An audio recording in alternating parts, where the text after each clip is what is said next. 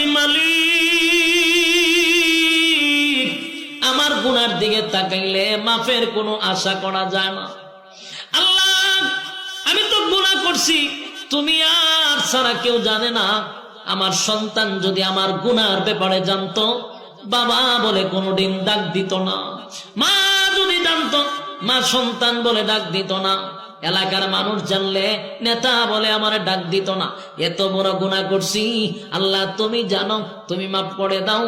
বান্দা যদি গুনার উপরে লজ্জিত হই,